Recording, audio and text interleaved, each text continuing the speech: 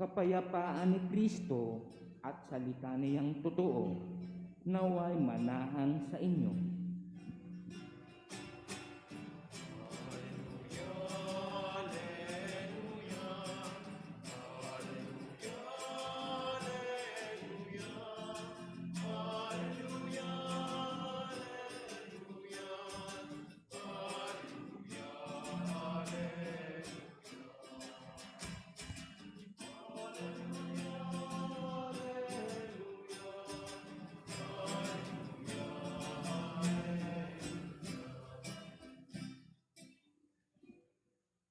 Sumainyo ang Panginoon. At sumainyo rin. Ang mabuting balita ng Panginoon ayon kay San Lucas. Papuri sa iyo, Panginoon.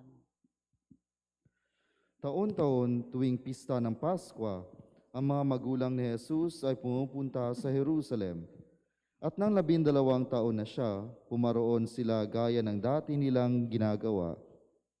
Pagkatapos ng pista, sila ay umuwi na. Nagpaiwan si Jesus sa Jerusalem, ngunit hindi ito napansin ng kanyang mga magulang. Sa pag-aakala na isa na si Jesus ay kasama ng isa, nagpatuloy sila sa maghapong paglalakbay. Nang malaman nilang hindi siya kasama, siya ay hinanap nila sa kailang mga kamag-anak at kakilala. Hindi nila siya matagpuan, kaya't bumalik sila sa Jerusalem upang doon hanapin. At nang 3 araw, natagpuan nila si Jesus sa loob ng templo, nakaupong kasama ng mga guro. Nakikinig siya sa kanila at nagtatanong, at ang lahat ng nakarinig sa kanya ay namangha sa kanyang katalinuhan. Nagtaka rin ang kanyang mga magulang nang siya'y makita. Sinabi ng kanyang ina, "Anak, bakit naman ganyan ang ginawa mo sa amin? Balisang-balisa na kami ng iyong ama sa paghahanap sa iyo." Sumagot siya, "Bakit po ninyo ako hinahanap? Hindi ba ninyo alam na ako'y dapat na nasa bahay ng aking ama?" Ngunit hindi nila naunawaan ang pananalitang ito. Siya'y umuwing kasama nila sa Nazareth at naging isang masunuring anak. Ang lahat ng bagay na ito ay iniingatan ng kanyang ina sa kanyang puso. Patuloy na lumaki si Jesus, umunlad ang kanyang karunungan at lalong kinalugdan ng Diyos at ng mga tao. Ang mabuting balita ng Panginoon. Pinupuri ka namin, Panginoong Hesukristo.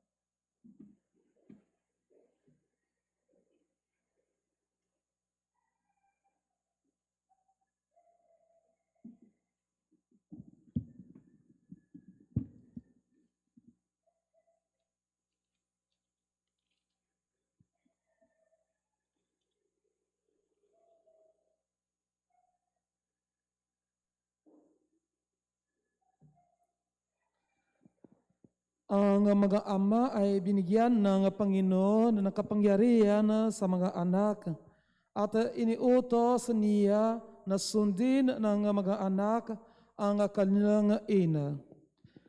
Muli, magandang umaga po sa inyong lahat. Magandang umaga po, Father. Tayo'y pinadiruan ngayon ang kapistahan ng mga banal na mag-anak, Maria, Jose at Jesus. Kahapon, kapistahan ng pagsilang ng ating Panginoon, ang Diyos ay naging tao. At itong Diyos na naging tao ay pinili niya na maging isang miyembro ng isang pamilya. Mula doon po mga kapatid, ang ating mga mag-anak ay naging banal. Sa mga ginawa ng Diyos, ang pamilya ay naging isang sagradang bagay. Ang pamilya po mga kapatid ay ang sentro ng buhay natin bilang mga tao.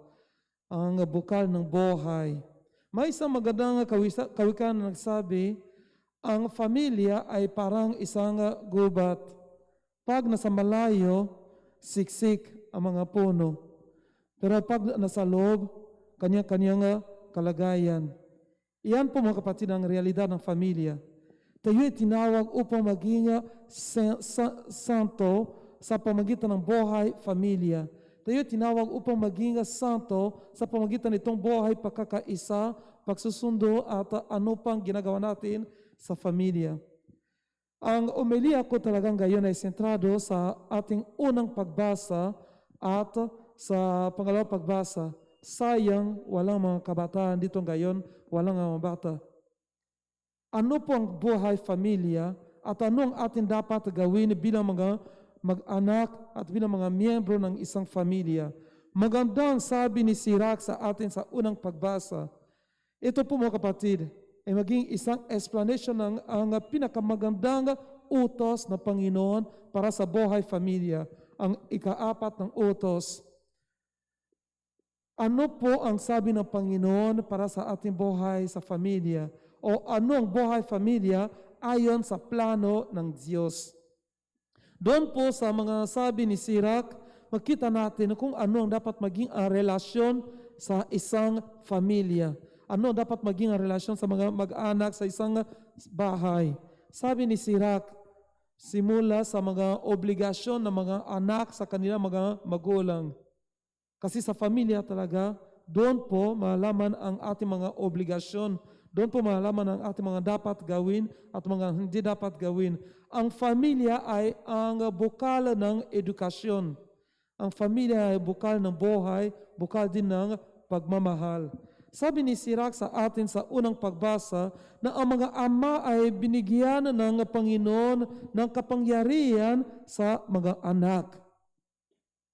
Ikaapat ng utos ng Panginoon, honor your father and your mother. Iyan, isa lang ang utos doon sa mga 10 utos kung saan makikita natin na may isang consequence. Upang makaroon ka ng isang mahabang at masaganang buhay, sana po maging ka masunurin sa mga magulang. Sana bigyan ng pangalan sa mga magulang.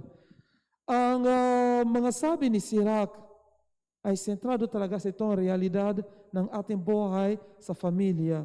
At inutos ng Panginoon na sundin ng mga anak ang kanilang ina. Ang obligasyon ng mga bata sa pamilya. Ang pamilya, sabi ko, ay isang bukal ng edukasyon. Ano po nakikita natin sa ating lipunan ngayon?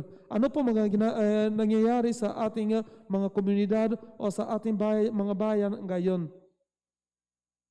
Mga bata ngayon, parang ang edukasyon nila ay iba. Ano ang ginagawa nila? Araw-araw, cellphone, Mobile Legends, online game, video game, lahat ay sa online. Wala silang relasyon sa mga magulang. Walang pag-uusap sa mga magulang. Minsan, kahit sa oras ng kainan, kanya-kanya. May cellphone sa table o bawat isa may kanyang oras para kumain. Walang itong tunay na relasyon. Ngayon dahil sa itong pandemya, ang buhay ng mga bata ay naging sa totoo sa mga online. May online class, online seminar, at ang family naging online family. Dahil sa mga online, ang buhay pamilya naging online family. Minsan, you don't meet each other sa isang sambahayan, sa isang bahay. Kanya-kanyang oras. At kasi wala tayong itong relasyon sa bawat isa, nawala din ang mga dapat gawin ng bawat isa. Nawala din ang mga obligasyon ng bawat isa. Walang pagkakasundo, walang pag-uusap, walang komunikasyon, wala kahit anong na maging sentro ng edukasyon ng isang bata. At nataka tayo ng mga bata ngayon ay nabubuhay sa mga daan kung saan hindi dapat. Ang mga ginagawa nila ay mga bagay ng online at minsan nawala din sila sa tamang direction.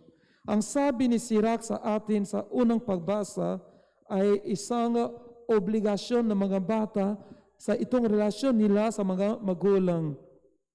Itong mga sabi ni Sirach, mga kapatid, ay mga babala upang makaroon tayo ng isang masaganang at isang sagradang buhay sa pamilya. At doon po makikita natin ang mga obligasyon ng bawat isa. Sa katapusan nito po, ang sabi niya tungkol sa mga relasyon din ng mga ama at ang kanilang mga anak. Ang paglingap ng mga miyembro ng pamilya ay nangyayari lamang sa pamagitan nitong tunay na relasyon na sentrado sa mga utos ng Diyos. Anak, kalingayin mo ang iyong ama pag siya'y matanda na, at huwag mo siyang dudulutan ng sama ng loob habang nabubuhay. Mga bata na wala silang pakialam sa mga magulang nila, o minsan may kaso wala silang alam kung ano ang dapat na gawin. Itong mga sabi ni Sirach ay para sa kanila. Itong respect natin sa ating mga magulang ay nagmumula sa mga utos ng Diyos. Tayo po mga kapatid ay tinawag upang maging masunurin sa itong mga utos, upang maging mga tao na nabubuhay ayon sa plano ng Diyos. Ang buhay pamilya ay sagrada. Ang sosyedad, ang ating mga komunidad, ang ating bayan, ang ating sambayan ay nagmumula doon. We can have only a holy family or a blessed society only if the family has discovered kung ano ang dapat niyang gawin. Kung bawat isang miyembro ng isang pamilya ay may alam sa kanyang tunay ng kalagayan, kanyang tunay ng posisyon. Isang magandang sabi ng isang Deputy of Education sa US noong 2003, ito po ang sabi niya, that family is the origin of life, the basic cell of society. The family is the nucleus of civilization and the basic social unit of society. Aristotle wrote that the family is nature's established association for the supply of mankind every day. In the family and from the family, life is begot, education is given, health is assured, and the future is prepared. Family in that sense is a micro department. Lahat na nagsimula doon. Ang pamilya naging ang sentro ng sosyedad. Kaya kung nawawala ang buhay pamilya, huwag tayong magtaka kung ano nangyayari sa ating lipunan, kung ano nangyayari sa ating sosyedad. Education is the center of everything. Sa ating pangalawa pagbasa, ang sabi ni San Pablo sa mga taga-Kolosas ay para sa ating lahat. Ano po ang ating dapat gawin bilang mga miyembro ng isang sabahayan, bilang mga miyembro ng isang pamilya?